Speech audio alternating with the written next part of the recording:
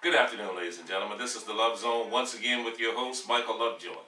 You never would guess who we got here with us this afternoon. We have the Hall of Fame boxer here with us this afternoon, Dwight Muhammad Qawi. He's going to be talking about some of the things that he went through in the boxing game, and he also going to be talking about some of the things that he's trying to get off the ground down here in the Atlantic City area. We're so happy to have him here, and we're so happy to have you here with us. So, stay smooth, stay cool, and stay where you are. We'll see you. One. Good afternoon, ladies and gentlemen. We have here with us in the TTSO studios once again, we have the Hall of Fame boxer right here in the Love Zone. We have the great Muhammad Qawi. Give it up for brother Dwight. Give it up. So happy to have you here, brother. Thank you, man. Thank you so much, brother. Now, I'm just going to ask you, do one thing for me. Speak up a little bit. I know you're soft-spoken. Okay. So my brother can get you over there on the sound. over there. Sure. Thank you so much, Mr.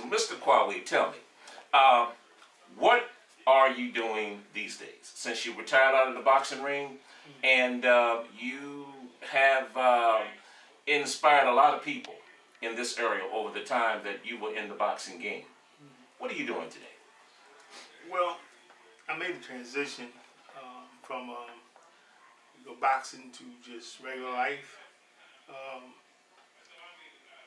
It's funny because boxing, I always tell the story. I had an ABC plan. A was to go to college, and B was, trade and what have you. But the C plan became the A plan, which was boxing. And that's what I did. And towards the end of my retirement, in my back of my mind, I thought maybe I would just go and manage and train and, hopefully promote. But again, something else fell in my lap, which was counseling and working with people and working with families, children and the parents about, the perils of society today and stuff like that. And that's what I'm doing. I'm still doing it. I even went back to boxing after working in that field, and I came back to this field. It's not about money. It's not a lot of money involved, no fame, none of that. It's just enjoyable and reward, And one of the reasons why I came back, I saw the effect you can really have on kids and their family. Yes, sir. I tell a story a lot about, there was 3 murders was on White Horse Pike, and I don't want to go into detail or anything, but those kids, I worked with all of them and their parents. Yes, sir. And I started working with them. And I often think, what happened because I had a connection with them. Yes, sir. And so it was things like that that influenced my decision to come back to this field. Yes, sir. Now, let's go back. Dwight Braxton. Yes. Who was Dwight Braxton? Well, Dwight Braxton was a kid that was misguided when he was young. Not from my parents or anything, but from the streets, Camden and what have you. And I looked for that direction. And so in the early 70s, late 60s, I kind of got a semblance of, got guidance from what they call the Nation of Islam. And You were an adherent of the teachings of the Honorable Elijah Muhammad. Yes. In the 70s. In the 70s. Yes, sir. 70s.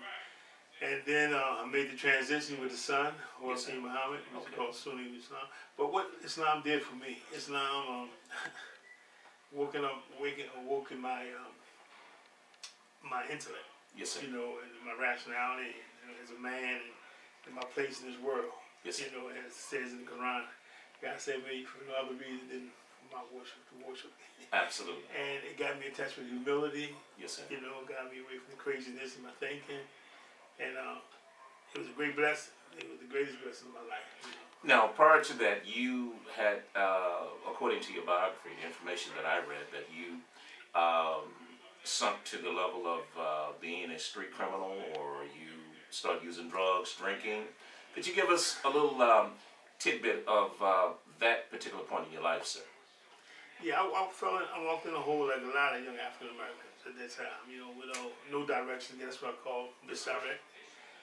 And, things like alcohol and drugs are present. Everything else is missing, but that's more present than anything. And I thought it was on something for people because they would get out of themselves and become happy, look like. I didn't see the damage it was doing. I was just seeing the surface of it. So that attracted me. So we was young, we didn't think nothing wrong, have a little, sip here and there. Getting out of it, some wilding out and what have you. But it led to other things. It affects your thinking. Alcohol and drugs, one organ it affects most is your brain. And it affects your thinking big time. And my thinking was affected. I got into trouble, you know. Again, misdirection, misguided. Got me some time in the penal system. How long did you do in the penal system? Too much time. 1 day is too much. Yes, but altogether from young, 13 and on up, it was like 11 years. 11 years. Yeah, 5 years one time and 5.5 years in one clip once. And that was when I made up my mind at the time to. Excuse me, I have a customer coming back. Are you guys going to be done by 11? Yes, ma'am. Okay, thank you. Thank you. I was at one time, like I said, the 5.5 years, got my attention. And I remember when I first went in to serve that time, I would lay down thinking about my younger brother. That younger brother, I was like in the middle. I missed him like a lot. And then when you get into that and you face it, it's hard. You can't change it. Yes, and that's the thing that hit me. And it got my attention again. And I said, you know what? I gotta do different. That's when I came up with the ABC plan. Yes, sir. And the ABC plan was what, sir? Again, college, a trade, and if all else failed, in boxing. It's boxing. Yeah. Now, in your biography, I also read that you were somewhat of a street fighter. Very good street fighter. Very good street. Matter of fact, I'm still undefeated. Were you still? Were you at that time like the legendary Kimbo Slice? No, Kimbo Slice. I wasn't. I look at that street fighting. Let me explain something. Street fighting to me, and the street fighting, but it was still refined. What I see people doing there, and the MMA and stuff like that. And I mean, and when I don't know much about Kimbo Slice. I know he was a street fighter. I heard about it. Then he went to MMA, and I always associate MMA with him. But so I'm not like that. I mean, if you get somebody on the ground when I was coming up, you let them up. You know what I mean? You get them down, you subdue them. We don't hit them while he's down. Yes, sir. We had we had a little class. Not saying they don't. Yes, sir. But that's the way I felt. You know what I mean? And street fight for me was different. The better man win, you get the best, you walk away, it's okay. Absolutely. You know what I mean? It's all done. It's all done. Better man win. I'm not gonna knee you, I'm not gonna kick you. Yes. You know what I mean? I'm not gonna choke you out. You know what I mean? That's where I come from. I mean, if I had to, I could step up and do that. Yes, sir. But that's the kind of street fighting I'm talking about. It was refined, so it reflected the sweet science of boxing already. Okay. Because I seen guys in Camden, man. They already mastered the sweet science. They didn't have to go to the gym. I learned a little bit here, a little bit there, and that's why when I went to the gym, I was qualified already. They used to call me the instant pro. Yes, sir. I had to fight in 1 month. Poured in the cup and add water. That's the instant pro, ladies and gentlemen. Instant pro. Yes, sir. Still undefeated. There you go. Yeah. Now let me ask you this, Mr. Braxton. Now, you got in the game late. How old were you when you started boxing? 25 years 25 years old. And that was due to, again, being in the penal system. I had to do 5.5 years. And there was a sense of urgency with me when I came home. Yes, sir. But that was good, too, because there was only one way. That was up. I had no time to fail. Yes, sir. Now, you started boxing in the penal system. I did. You did. That's a misprint. Misprint, okay. Yeah, because I was in Norway with James Scott. Yes, sir. When he was boxing, he had a heck of a chance, and and I was like, wow, look what this guy's doing, man. He's going home and he worked with these, he's boxing and doing his thing. But he used me because I was a tough, hard, street fighter, and he used me to spar with him a few times. Yes, sir. It got really out of hand, so they asked us to stop. It's the people from Islam, they actually getting a little hostile. And it's funny. Because later on, we got a chance to act that out in the professional ring. Yes, Because I went back in and fought him. Okay. And beat him, of course. Oh, you beat it? Yes, sir. Because it's funny. I was in there with him. He used me to spar. He called me back in to spar with him because he was still up, a little high in ranking. He sparred with him after I came home, and that's when he didn't pay me. And it was neither here nor there. But when I got to fight him, we brought that up.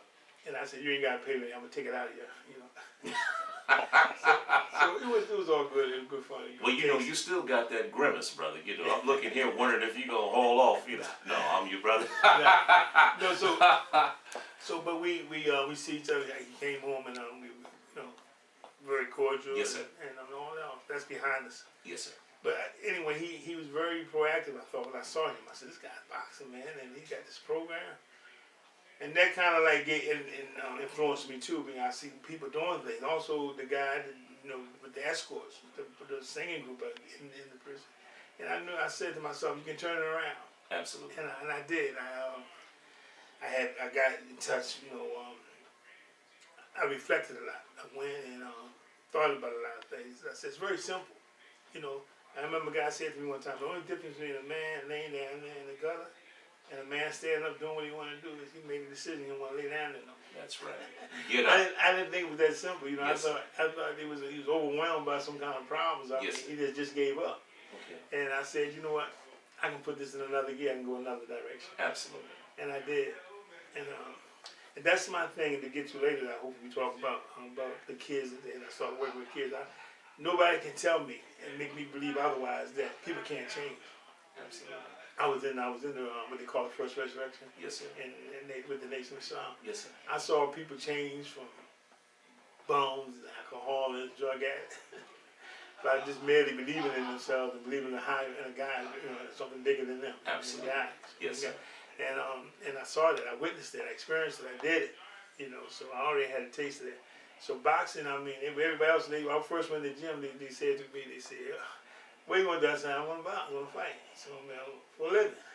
They said, "You too old. We 25 years old back then." They said, "You had no amateur career. You had no background." And I said, they said, "I have advantage." And I said, "They got a disadvantage." And they said, "Well, what you gonna be? What weight you gonna be?" So I'm short for my middleweight even.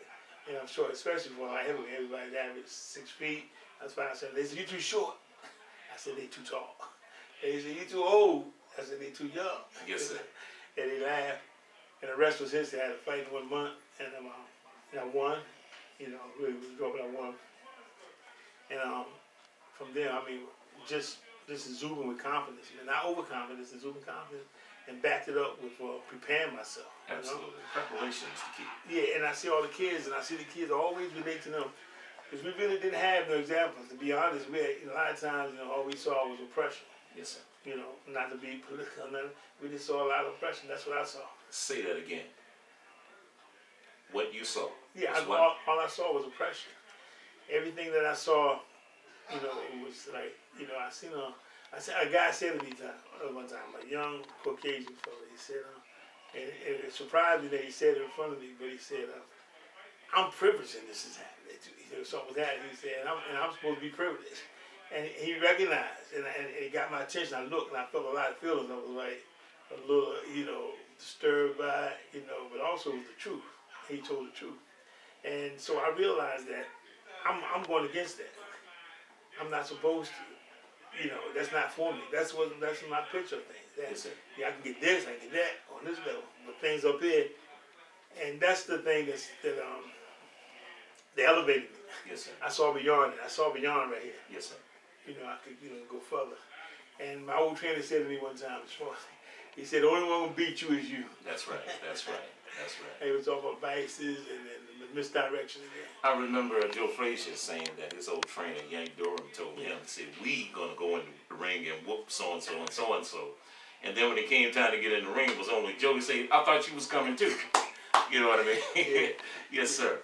Well, let me ask you this, Brother Dwight. Now that you got involved in the big money fights and the big ticket fights, But is it everything that it appears to be? On the physical side, we understand, of course, two gladiators are going at it. Right. But on the other side, there's another side to the business. Right. The business side. We know about your battles. But on the business side, were you prepared on the business side? no, it definitely wasn't. And you think it's just plain, real basic, a lot involved. But when you deal with business, though, you can't get away from one thing: is personality. Okay, And you don't see that coming because everybody, Chin, you the greatest, you know. And my trainer said it one time. And it was, I didn't understand it fully at the time. He said, boxing makes strange bedfellows. Yes, sir. And I said, what do you mean, bed? And he said it to me, he explained it to me, you know, briefly. He said, people you would never met before would be and want to get involved and all. And he was saying, and it's like, and he was right. But at the time, like my ego told me, you know, I'm the man, I'm the stuff, and I never saw it coming. And I did. People did get involved and with their own interests, not my best interests. And that's what I think you have to, when you're dealing with people, when you're dealing with business, first you have to pray on it. Yes, sir. It's God's protection. And then, you know, you have to not be paranoid. I wouldn't say be cynical, but be observant. Be observant and cautious. And that's what I did. The business side is like everybody want to come, and I don't want to use a certain negative term, but everybody want to come to get the fighter.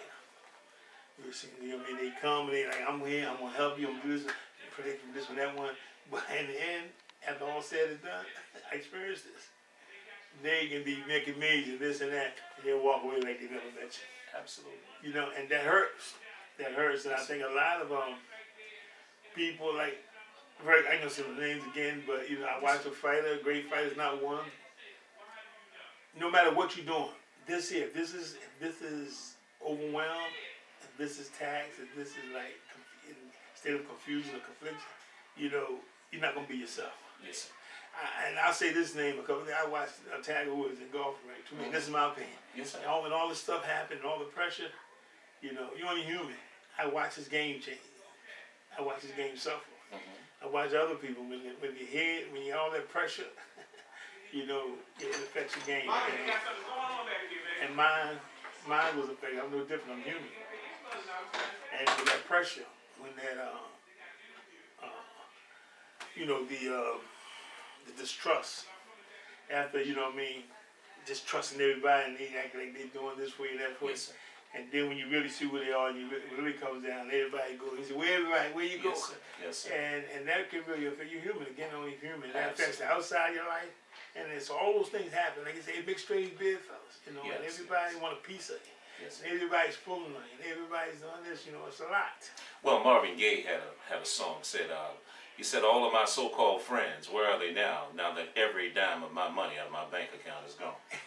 You know, strange bedfellows. Yes. Brother Dwight, we're going to come back. We're going to take a pause for the cause, but we're going to be back with the Hall of Fame champion right here, Mr. Dwight Muhammad Qawi, right here at the LoveZone. We'll see you in 2 minutes.